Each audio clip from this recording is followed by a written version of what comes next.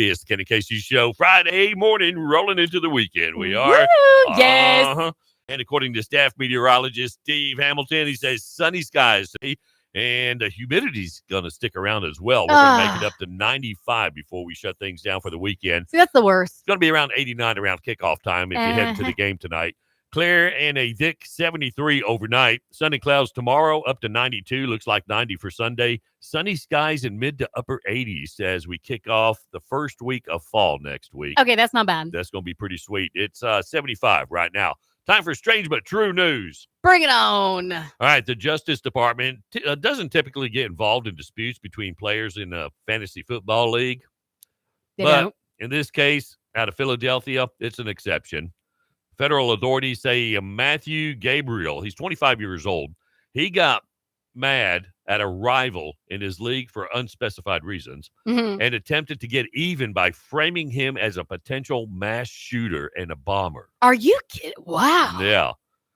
Yeah. He was pretty ticked off. 0 to 1,000. Yeah. Even more remarkable, Yeah. he did so with police on 2 continents.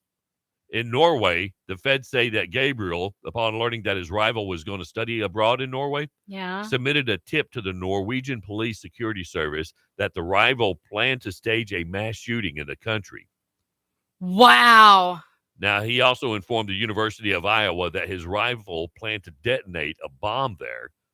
He did so knowing that the threat was false. Of course. But by forwarding a comment the rival made in an online chat that was clearly made in jest, Gabriel pleaded guilty to 2 counts of interstate and foreign communication of a threat to injure, and now he faces up to 5 years in prison and a $250,000 fine. He's going to be sentenced in January.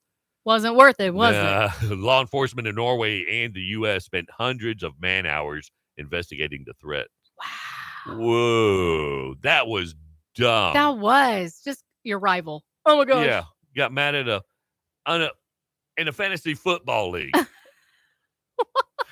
Matthew, you're an idiot. Yeah. Oh, yeah. He should be the idiot of the day. He should be. The death toll from those exploding pagers in Lebanon now stands at 12. Wow. 2 of them were kids. Oh, that's so sad. Some 3,000 people are said to have been injured in Tuesday's attack involving pagers used by hundreds of members of Hezbollah. Now, if you remember, they're a terrorist organization. Yeah. The pagers appear to be marked with Taiwanese brand Gold Apollo. Now, the firm on Wednesday said that it had no hand in making the devices in question, but rather licensed its brand to the Hungarian firm BAC Consulting. Everybody's saying, we didn't have nothing to do with it. Wasn't me. No. Wasn't me either. Per Gold Apollo's statement reported by The Guardian regarding the AR-924 pager model mentioned in the recent media reports, they clarified that this model is produced and sold by BAC. Now, the company only provides the brand trademark authorization and is not involved in the design or manufacturing of the product. They said the pagers were never in Hungary. Now, if you remember when this first happened, the U.S., Biden and his gang were the first to jump on the phone and say, it wasn't us. Nope. We didn't do anything. It had nothing to do with it. But I tell you what, you have to hand it to the Israeli what's their FBI version? Mossad? To plan that? Yeah. And have it done simultaneously? That was too clever. Dangerous. Now all the terrorists are freaking out. They don't want to use their cell phone now because they're afraid it could explode. It could explode. Yes. And that's how it took out now the the reason they went to the pagers is so the phones were being intercepted. The phone calls were being intercepted by Mossad.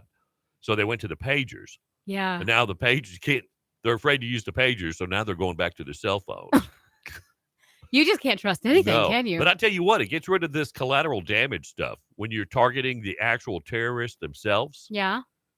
Instead of dropping bombs on the city and injuring the civilians. Yeah. You just knock them out one at a time with an exploding high-tech device. Yeah, almost, though, because it's still got some kids. Yeah, I got a couple. Yeah, 2 kids. That's better than 200 kids. That is. Yeah. That is. There's always going to be collateral damage in war. Well, Earth sure looks like a perfect world. What? That's what billionaire Jared Isaacman said last week. Does he not live here? No.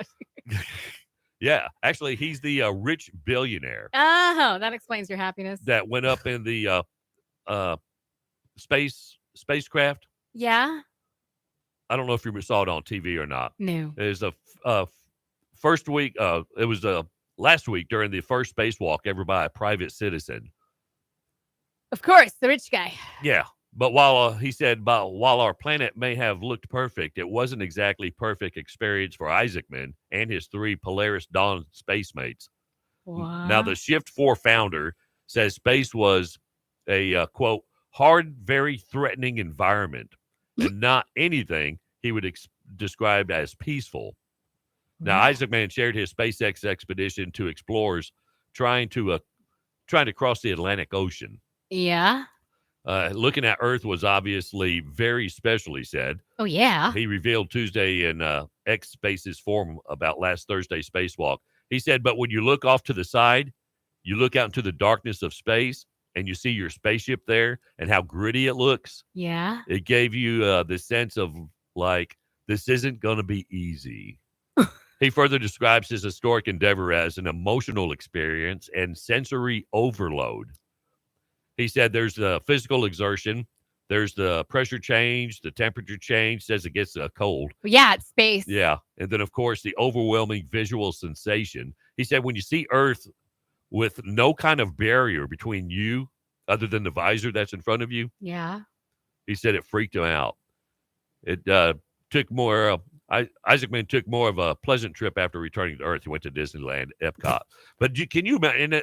I was reading this and I was thought, put myself in this guy's shoes. Yeah. Or space boots. Right. You open up the hatch of the spacecraft. Yes. You go outside. Crazy, and it's just scary. Nothing between you and that planet. Yeah. I can't even imagine the feeling of that, seeing that. But I think it would be great. I don't know. And terrifying. I would, yeah. It would, yeah. You see those movies, people just float off into space and they're gone. It's not even have a bag of Cheez-Its or nothing with them. Yeah, it's sad. That I would probably freak out. Probably. Space is a very violent place. Oh yeah. Yeah. I'd be. That's awesome. Can we go home now? All right, that's it. Can I bring my camera? That's it. I would do that. Yeah. I'd go to space and I'd forget my camera. I'd have to go do it again. Oh man, yeah. All right, Life Passes Real Country is on iHeartRadio. Or just download the app on your phone. You can take us everywhere you go. Every day. 8:50, 10 before 9. The Life Passes Real Country. Today's hits, yesterday's favorites. Good morning. Ken and Casey in the morning.